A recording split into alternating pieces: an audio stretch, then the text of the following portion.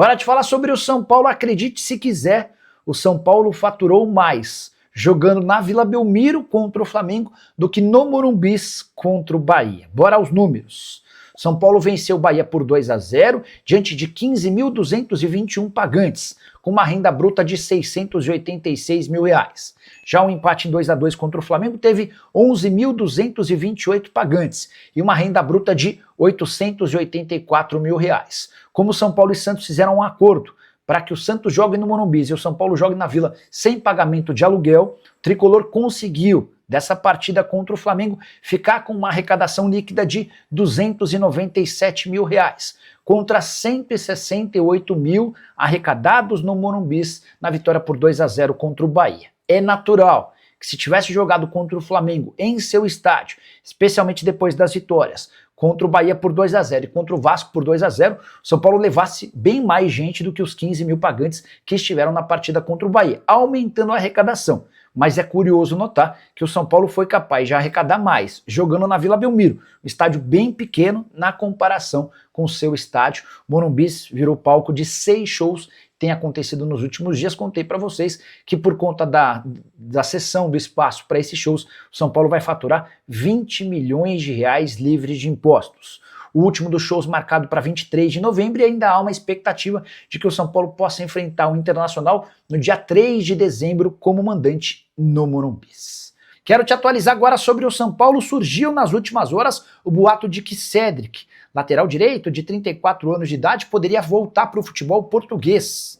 O nome do clube não foi divulgado, mas ele estaria na mira de um time do seu país, disposto a contratá-lo no mês de janeiro. São Paulo está absolutamente à vontade e tranquilo em relação a essa especulação. Primeiro, porque o Cédric tem contrato até dezembro de 27, ou seja, ele só sai se o São Paulo aceitar uma compensação financeira. Depois, porque o Cédric é titular absoluto e tem um salário hoje no São Paulo que só seria compatível se ele fosse contratado pelo Benfica, pelo Sporting ou pelo Porto.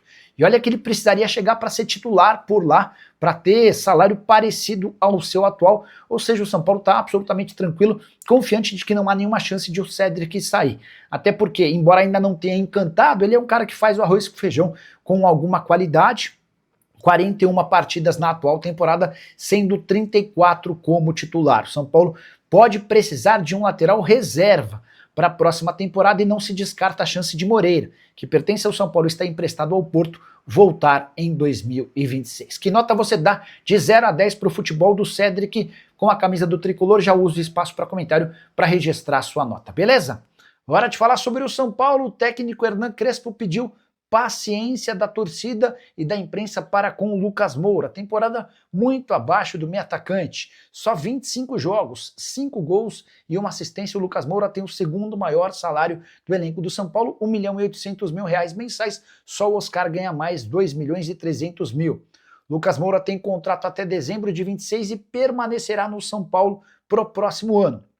A expectativa do Hernan Crespo é de que o Lucas Moura possa render muito mais no finalzinho dessa temporada, no início da outra, especialmente se não tiver mais lesões. Abre aspas para o técnico argentino: o Lucas sabe que precisa retornar ao jogador que todos nós conhecemos. Ele ainda não está nesse patamar e estamos aguardando o verdadeiro Lucas Moura.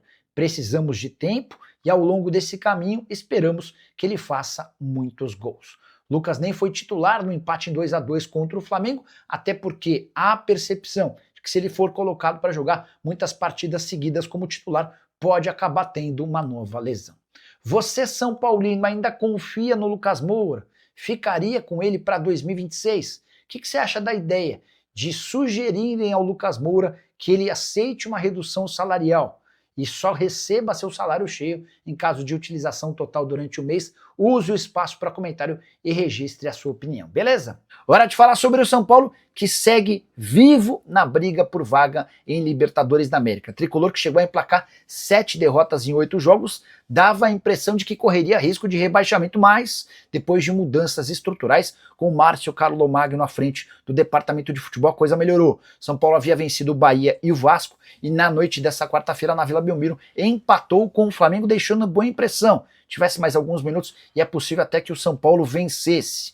Os gols do Tricolor: Luciano no primeiro tempo, Ferreira na etapa final. Ferreira chegou a 8 gols e está a 2 de fazer com que o craque Neto tenha de pagar uma promessa em seu programa. Com o empate, o São Paulo vai a 45 pontos, segue em oitavo, abrindo um ponto de vantagem para Vasco e Corinthians, que perderam na rodada. O Vasco e o Corinthians são os times que mais ameaçam a oitava posição do São Paulo.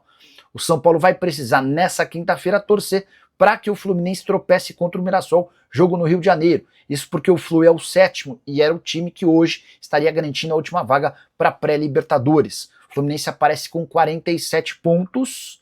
Se perder, fica a 2 pontos do São Paulo. Se vencer, abre bastante distância. O Botafogo venceu na rodada dessa quarta-feira e foi a 51 pontos. Mas é importante lembrar que o São Paulo, mesmo em oitavo, pode acabar conseguindo a classificação para pré-Libertadores.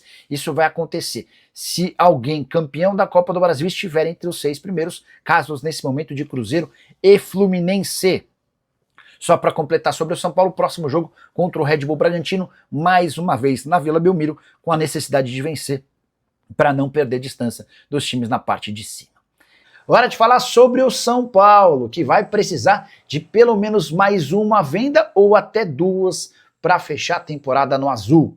O balancete divulgado dentro do São Paulo no Conselho de Administrativo mostra a necessidade de mais 55 milhões de reais com vendas de atletas até o fim dessa temporada. A gente está falando de algo na casa dos 9 milhões de euros. E a julgar pelas últimas vendas recentes feitas pelo São Paulo, como por exemplo a do Henrique Carmo, jogador de enorme potencial negociado por 6 milhões de euros, dá para imaginar que uma venda só não seja suficiente para que o tricolor alcance esses 9 milhões de euros. O presidente Júlio Casares tem batido na tecla de que quer fechar 2025 no azul, e para que isso ocorra, ele vai precisar buscar esses 55 milhões de reais em transferências de jogadores. Se você fosse dirigente do São Paulo, como você obteria com vendas de atletas tal quantia? Difícil imaginar quem é que pode garantir tanto dinheiro. Importante registrar também que esses 55 milhões vem numa temporada em que o São Paulo ultrapassou 300 milhões de reais com vendas de atletas. Com as negociações já definidas do Galo, que vai para o River Plate, e no Nestor, que fica no Bahia, esses jogadores estavam por empréstimo e serão comprados. O São Paulo ultrapassou 300 milhões de reais com vendas de atletas, ainda assim vai precisar desses 55 milhões de reais para alcançar um superávit pouco comum dos últimos anos. Bora falar agora sobre o São Paulo, que segue com muitas dificuldades, reduzindo seus custos e também a dívida líquida. Informação divulgada nessa terça-feira dá conta de que o tricolor conseguiu reduzir sua dívida líquida no terceiro trimestre de 2025 para algo na casa dos 913 milhões de reais. Parece uma redução pequena, mas é importante registrar que o São Paulo vinha, nos últimos anos, aumentando a sua dívida. Então, só de não aumentá-la já é uma grande vitória. Tricolor que fez uma série de economias, não investiu em nenhuma contratação de atleta para o departamento de futebol profissional. Todos os jogadores que chegaram a custo zero, apenas em troca de salários, direitos de imagem e luvas. Esse raciocínio deve ser mantido para a próxima temporada. Os investimentos maiores têm sido feitos em contratação de atletas de base, que certamente custam muito menos. Ainda assim, há muito caminho a ser percorrido. São Paulo precisa urgentemente de novas receitas, até por isso a realização de 6 shows que vão assegurar cerca de 20 milhões de reais livres de impostos. Esse valor equivale a mais de um mês da folha salarial tricolor. Que nota você dá para os dirigentes do São Paulo? Já usa o espaço para comentário para registrar sua opinião, beleza? Fala pessoal, estamos aí com atualizações importantes do São Paulo. Se inscreva e ative o sininho para receber mais atualizações do tricolor. Deixe seu like, que é muito importante para o crescimento do canal. Utilize o espaço aqui embaixo para registrar sua opinião. Ficamos por aqui com mais esse giro de notícias. Um abraço e até o próximo vídeo.